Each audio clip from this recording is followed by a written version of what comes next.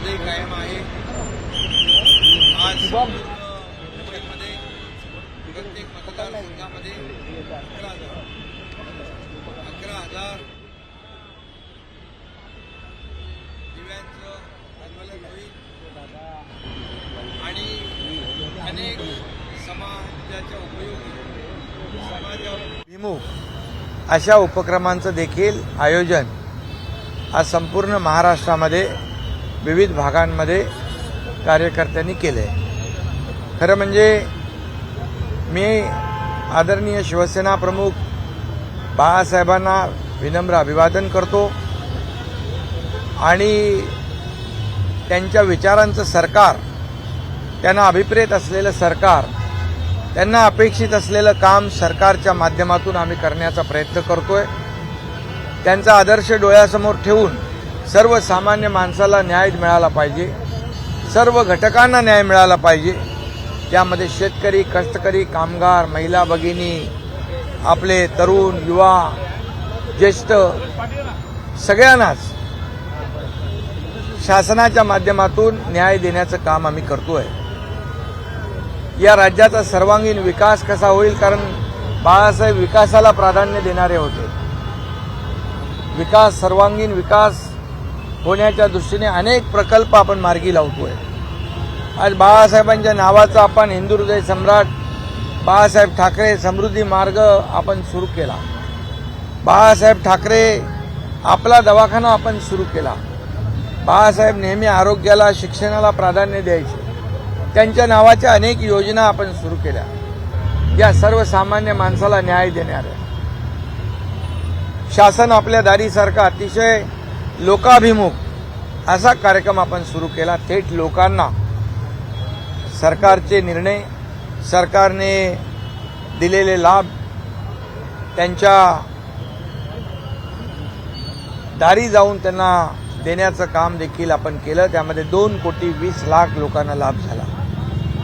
महिला भगिनींसाठी, शेतकऱ्यांसाठी, कष्टकऱ्यांसाठी असे अनेक निर्णय राज्य सरकारने घेतले जे बाळासाहेबांना अपेक्षित होते। आणि कालच आपण पाहिलं की एक स्वप्नपूर्ती जी आहे, अयोध्येमध्ये राम मंदिर व्हावं, हे देखील बाळासाहेबांचं स्वप्न होतं। तमाम करोडो राम भक्तांचं स्वप्न होतं की अयोध्येमध्ये राम मंदिर व्हावं। ते राम मंदिर देखील झालं, त्याचं लोकार्पण देखील आदरणीय मोदी साहेबांच्या शुभ हस्ते झालं आणि खऱ्या अर्थाने एक स्वप्नपूर्ती काल आपण पाहिली। संपूर्ण मुंबईत नाही, संपूर्ण राज्यात नाही तर देशभरामध्ये रामनामाचा जयघोष होता। जय श्रीरामचा आवाज सगळीकडे दुमदुमत होता। आणि मी म्हणेन की त्यांच्या जयंतीच्या आदल्या दिवशी राम मंदिराचं निर्माण, त्याचं लोकार्पण ही देखील एक बाळासाहेबांना सच्ची आणि खरी श्रद्धांजली या ठिकाणी ठरलेली आहे। आणि म्हणून ज्यांनी हे राम मंदिर उभं केलं, 500 वर्षाचा वनवास संपवला, त्या देशाचे प्रधानमंत्री नरेंद्र मोदी साहेबांना देखील या महाराष्ट्रातल्या करोडो जनतेच्या वतीने मनापासून धन्यवाद देतो। मी त्यांचं अभिनंदन करतो, कारण स्वप्नवत वाटणारं राम मंदिर प्रत्यक्षात आल्यानंतर, प्रत्यक्षात रामलल्लाचं दर्शन त्या ठिकाणी मिळाल्यानंतर लोकांच्या भावना आपण पाहिलेल्या आहेत। सगळीकडे एक जल्लोष होता, जोश होता, दिवाळी होती।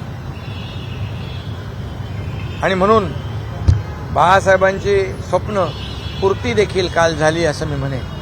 साहेब, आज उद्धव ठाकरे यांनी सांगितलं शिवसेना ही माझीच आहे आणि शिवसेना पळवणाऱ्यांचा ही वध करणार आहे असं त्यांनी म्हटलेलं उद्धव ठाकरे यांनी नाशिक। त्यांना रामाने सद्बुद्धी द्यावी एवढंच मी म्हणेन, कारण आपल्या अहंकारापोटी बाळासाहेबांचे विचार ज्यांनी विकले, बाळासाहेबांच्या विचारांना तिलांजली ज्यांनी दिली, सत्तेच्या खुर्चीपायी, मोहापायी बाळासाहेबांनी ज्या काँग्रेसला दूर ठेवलं, त्या काँग्रेसला मांडीवर घेतलं, काँग्रेसला डोक्यावर घेतलं, या करोडो महाराष्ट्रातल्या जनतेच्या बरोबर विश्वासघात केला, बेईमानी केली आणि निवडणुका एकाबरोबर, लग्न एकाबरोबर, संसार दुसऱ्याबरोबर, हनीमून तिसऱ्याबरोबर हे असले धंदे ज्यांनी केले, त्यांनी अशा प्रकारचं बोलणं त्यांना शोभत नाही। त्यांच्या अहंकारामुळे हे राज्य मागे गेलं आम्ही सरकार पलटवून टाकलं ते ह्या राज्याच्या विकासासाठी आणि या राज्यातल्या जनतेच्या मनातल्या स्वप्नपूर्तीसाठी. त्यामुळे आज आपण पाहतोय की त्याने सर्व प्रकल्प बंद केले होते ते आम्ही सुरू केले, त्याला चालना दिली. हे राज्य पुढे जात आहे, हे राज्याचा विकास होतोय आणि केंद्र सरकार देखील याला पाठबळ देत आहे. मोदी साहेब या सरकारच्या मागे ठामपणे उभे राहिलेले आहेत, गृहमंत्री उभे राहिलेले आहेत आणि म्हणून परवा दावोसमध्ये जवळपास 3,56,000 कोटींची परदेशी गुंतवणूक आपल्या राज्यात आली. 3 लाखापेक्षा जास्ती लोकांना रोजगार मिळणार आहे. हे या राज्याचं काम आहे, हे बाळासाहेबांना अभिप्रेत असं काम आहे. त्यामुळे त्यांनी बोलताना आत्मपरीक्षण करावं. आज त्यांच्यावर ही वेळ का आली याचं आत्मचिंतन करावं. आज त्यांना लोक सोडून का जाऊ लागले याचा त्यांनी विचार करावा. एका खुर्चीसाठी, एका सत्तेच्या खुर्चीसाठी मोहापायी त्यांनी पूर्णपणे वैचारिक म्हणजे त्याला म्हणतो व्यभिचार त्यांनी केला. विचार सोडले आणि त्याचं काय फळ मिळालं हे आपल्याला माहीत आहे. आणि आम्ही शिवसेना म्हणून बाळासाहेबांना अभिप्रेत असलेलं काम करतोय. बाळासाहेबांची भूमिका आम्ही पुढे नेतोय, हिंदुत्वाची भूमिका आम्ही पुढे नेतोय. सावरकरांचा अपमान सहन करणाऱ्यांनी, सावरकरांचा अपमान करणाऱ्यांच्या मांडीला मांडी लावून बसणाऱ्यांनी आम्हाला शिकवण्याची आवश्यकता नाही. आणि निवडणूक आयोगाने शिवसेना कुणाची आहे, धनुष्यबाण कुणाचा आहे हा निर्णय दिलेला आहे. त्यामुळे मी याच्यावर अधिक भाष्य करू इच्छित नाही. तो मुकुट आम्हाला फाडायचा आहे आणि भाजप मुक्त जय श्रीराम म्हणायचं आहे असं उद्धव ठाकरे म्हणाले. ज्यांना अयोध्येमध्ये रामलल्लाची मूर्तीची प्रतिष्ठापना झाली, राम मंदिराला ज्यांनी विरोध केला, रामाच्या अस्तित्वावर ज्यांनी प्रश्न केला, त्यांना बोलण्याचा नैतिक अधिकार नाही. जो राम का नहीं वो किसी काम का नहीं. आज जिस तरीके से उद्धव ठाकरे ने कहा की ठाकरेंना रामाची उपमा देत आहेत तर पंतप्रधान नरेंद्र मोदी आणि तुम्हाला रावणाची उपमा देत आहेत, त्यांना काय उत्तर द्याल? राम आणि रावण कोण आहे सगळ्या जनतेला माहीत आहे. रावणाच्या लंकेचं दहन कोणी केलं तेही माहीत आहे. त्यामुळे आम्हाला जास्त काय बोलायचं नाही. अहंकारी रावण आणि अहंकारी राज्यकर्ते जसं रावणाचं झालं, अहंकारी राज्यकर्ते असता कामा नये. राज्याचं हित कशात आहे ते लक्षात घेऊन राज्यकर्त्यांनी काम केलं पाहिजे. आपल्या अहंकारामुळे, आपल्या इगोमुळे राज्याला खड्ड्यात घालण्याचं काम ज्यांनी केलं, लोकांना माहीत आहे रावणाची वृत्ती कोणाची आहे आणि रामाची वृत्ति कोणाची है? भाई जिस तरीके से आज उद्धव ठाकरे ने कहा कि अयोध्या में राम भक्त अंधभक्त जमा थे और उसके साथ साथ कुछ लोग रावण हैं लेकिन राम का मुखौटा लगा के घूम रहे हैं पूरे देश भर में. अरे जो राम का नहीं वो किसी काम का नहीं, मैंने अभी कहा है. और राम मंदिर को जिन्होंने विरोध किया, राम लल्ला के अस्तित्व पे जिसने सवाल खड़ा किया, ऐसे लोगों को राम लल्ला का नाम लेने का अधिकार नहीं. मैं इतना ही कहूँगा कि आदरणीय हिंदू हृदय सम्राट बाला साहेब ठाकरे जी का सपना नरेंद्र मोदी जी ने पूरा किया है. करोड़ों राम भक्तों का सपना आदरणीय प्रधानमंत्री नरेंद्र मोदी जी ने पूरा किया है. ये सबको सपना लग रहा था. 500 साल का वनवास ये आदरणीय मोदी जी ने ख़त्म किया और राम लल्ला को मंडप में से, कुटिया में से मंदिर में उनका पुनर्स्थापन किया, उनकी प्राण प्रतिष्ठापना की. ये कल का जो दिन था एक ऐतिहासिक दिन था, सुनहरे अक्षरों में लिखा जाने वाला दिन था. लेकिन ये लोगों को क्या समझेगा, ये रावण वृत्ति के लोग राम को कैसे जानेंगे. और इसलिए मुझे और कुछ कहना नहीं. ये देश की जनता इनको सही जवाब देगी और सही उनको सबक सिखाएगी.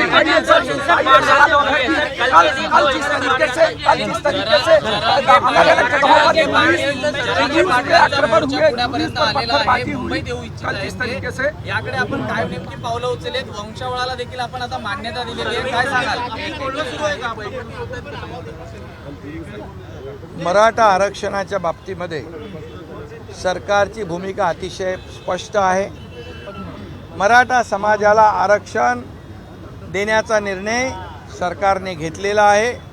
ओबीसी समाज, इतर समाज कुणाचंही आरक्षण कमी न करता त्यांना धक्का न लावता मराठा समाजाला आरक्षण देण्याची जबाबदारी सरकारची आहे. आणि त्यामुळे जसं जरांगे पाटील यांच्या मागणीनुसार कुणबी दाखले, कुणबी प्रमाणपत्र, कुणबी नोंदी मोठ्या प्रमाणावर शोधल्या, मोठ्या प्रमाणावर सापडल्या. त्याची प्रमाणपत्र वाटपाचं काम सुरू आहे. कॅम्प घेऊन आपण त्याचं वाटप सुरू केलेलं आहे. जवळपास 1.5 लाख लोक त्याच्यावर 3 पाळ्यांमध्ये 3 शिफ्टमध्ये काम करत आहेत. आणि कुणबी जातीचे, कुणबी ज्या जुन्या नोंदी आहेत त्या शोधण्याचं काम त्यांनी केलं आहे. आणखी देखील कुणबी नोंदी अगदी निजामकालीन उर्दूमध्ये, फारसीमध्ये, मोडी लिपीमध्ये जे आहेत त्या शोधण्यासाठी देखील आपण सरकारने एक्सपर्ट नेमलेले आहेत. आणि मागासवर्ग आयोग पूर्णपणे 24/7 काम करतोय. मराठवाड्यामध्ये मोठ्या प्रमाणावर किंबहुना महाराष्ट्रामध्ये 1.5 लाख लोक 3 शिफ्टमध्ये काम करत आहेत. संपूर्ण प्रशासन काम करत आहे. गोखले इन्स्टिट्यूट, टाटा इन्स्टिट्यूट हे सगळे लोक त्याच्यामध्ये काम करत आहेत. आणि हा आयोगाचा अहवाल आल्यानंतर तात्काळ सरकार विशेष अधिवेशन घेऊन मराठा समाजाच्या बाबतीमध्ये जो काही निर्णय कायदा करायचा आहे तो करण्याची पूर्ण तयारी सरकारची आहे. हा शब्द सरकारने दिलेला आहे. त्यामुळे त्याचबरोबर क्युरेटिव्ह पिटिशन सुप्रीम कोर्टामध्ये जी दाखल झाली आहे तिथे देखील एक सुदैवाने एक विंडो आपल्याला मिळाली आहे की तिथं देखील त्याच्यामधून मोठा दिलासा मराठा समाजाला मिळू शकतो. आणि त्याचबरोबर मराठा समाजाला आरक्षण मिळेपर्यंत ओबीसीला असलेल्या सवलती देखील मराठा समाजाला देण्याचा निर्णय जो सरकारने घेतला आहे त्याची अंमलबजावणी सुरू आहे. डिटेलमध्ये आमचे मंत्री या बाबतीमध्ये तुमच्याशी व्यवस्थित सविस्तरपणे बोलतील. परंतु मी एवढंच सांगतो, सरकार पूर्ण सकारात्मक आहे. सरकार मराठा समाजाला आरक्षण देण्याच्या बाबतीमध्ये टिकणारं आणि कायद्याच्या चौकटीत बसणारं आरक्षण देण्याच्या पूर्ण प्रक्रिया जी आहे ती आपण करतोय. त्या बाबतीत सर्वेक्षण सुरू आहे. त्याचबरोबर त्यांना प्रश्नावली दिलेली आहे, टर्म्स ऑफ रेफरन्स दिलेले आहेत. त्यामुळे नागरिकांनी आपली माहिती त्या सर्वेक्षण करायला येणाऱ्या अधिकाऱ्यांना अतिशय अचूक दिली पाहिजे. आणि मराठा समाजाला जे सुप्रीम कोर्टाने जे देवेंद्र फडणवीसांच्या काळात आरक्षण दिलं होतं ते हायकोर्टामध्ये आम्ही टिकवलं होतं. दुर्दैवाने सुप्रीम कोर्टामध्ये ते रद्द झालं. ते का रद्द झालं त्याच्यावर मी आता बोलत नाही. त्याच्यामध्ये कुणाची त्याच्यामध्ये हलगर्जीपणा आहे किंवा नीट प्रेझेंट करता आलं नाही, नीट पुरावे सादर करता आले नाही, त्याच्यावर मी आता बोलू इच्छित नाही. पण ज्या त्रुटी आणि जी निरीक्षणं सुप्रीम कोर्टाने नोंदवली त्याची पूर्तता आता मागासवर्ग आयोग करणार आणि मराठा समाजाला न्याय सरकार देणार. आणि म्हणून आंदोलनकर्त्यांना माझी विनंती आहे, जर सरकार सकारात्मक आहे, सरकार पूर्णपणे चर्चेमध्ये आहे, ज्या ज्या काही सूचना येतात त्याच्यावर सरकार काम करतं आहे. आणि म्हणून यामध्ये सर्वांनी संयम ठेवणं आवश्यक आहे. मराठा समाज बांधवांना देखील माझी विनंती आहे की हे सरकार देणारं आहे, हे सरकार निर्णय घेणारं आहे. त्यामुळे मराठा समाजाने देखील संयम ठेवून आंदोलनाची वाट न धरता या ठिकाणी सरकारला सहकार्य करणं आवश्यक आहे. आणि सरकारने दिलेला शब्द जो आहे मराठा समाजाला आरक्षण देणार आणि ते टिकणारं देणार, कायद्याच्या चौकटीत बसणार देणार, इतर ओबीसी इतर कुठल्याही समाजावर अन्याय न करता देणार, ही भूमिका आजही आमची कायम आहे. आणि म्हणून सहकार्याची अपेक्षा सरकारची आहे.